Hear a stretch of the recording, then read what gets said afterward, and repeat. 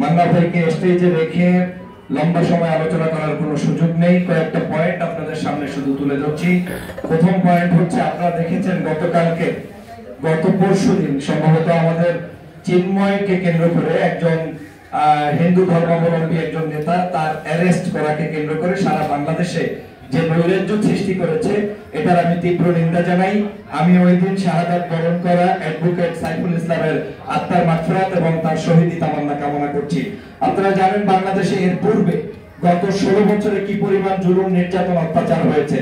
দেশনেত্রী বেগম খালেদা জিয়াকে বাড়ি থেকে বের করেছে, জেলে নিয়েছে, কিন্তু বিএনপির কোন নেতাকর্মী কাউকে কি রাজপথে পিটিয়ে কিংবা কুপিয়ে হত্যা করেছে আমরা দেখি নাই। আমরা দেখেছি দেলোয়ার হোসেন সাইদি সাহেব যখন তার জানাজার জন্য ভ্যানটা পর্যন্ত এলাকায় নিয়ে যাবেন, নিতে পারছিলেন না, তারপরেও কোন জামাত শিবিরের ছেলেরা ওই প্রিজন ভ্যানের বাহিরে গিয়ে কাউকে হত্যা করেছে? করে নাই। তারপরে দেখেছি মামুনুল সাহেবকে গ্রেফতার করেছে, সেখানেও মুসলিম অধ্যুষিত বাংলাদেশে কেউ কাউকে কোনোদিন হত্যা করে নাই। কিন্তু এই দেশে এখন এমন একটি কুচক্রী মহলের জন্ম হয়েছে যেখানে হিন্দু, মুসলিম, বৌদ্ধ, খ্রিস্টান ঐক্যবদ্ধভাবে থাকতে চাই, কিন্তু সেটাও থাকতে দিতে চায় না একটি গোষ্ঠী।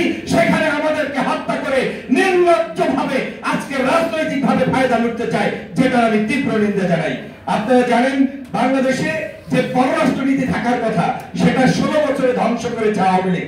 আমাদের কোনো সমস্যা নাই, ভারতের সাথে কাজ করতে আপত্তি নাই, আমরা আমেরিকার সাথে কাজ করতে আপত্তি নাই, কিন্তু আমাদের আপত্তি এখানে যখন পাকিস্তান থেকে জাহাজ আসলে তোমাদের ঘুম নষ্ট হয়, এটাই হচ্ছে আমাদের পররাষ্ট্রনীতি।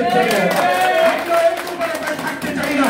আবার যেখানে ইচ্ছা সেখান থেকে জাহাজ আসবে, যেখানে ইচ্ছা সেখান থেকে বিমান আসবে, সেই রাষ্ট্রের সাথে প্রয়োজন সেই রাষ্ট্রের সাথে আমরা সম্পর্ক উন্নয়ন করব, ওটাই হচ্ছে বাংলার পররাষ্ট্রনীতি। আমি সেই পররাষ্ট্রনীতিতে ভারতের দাদাগিরি আর বাংলার জনগণ কোনোদিন সহ্য করবে না।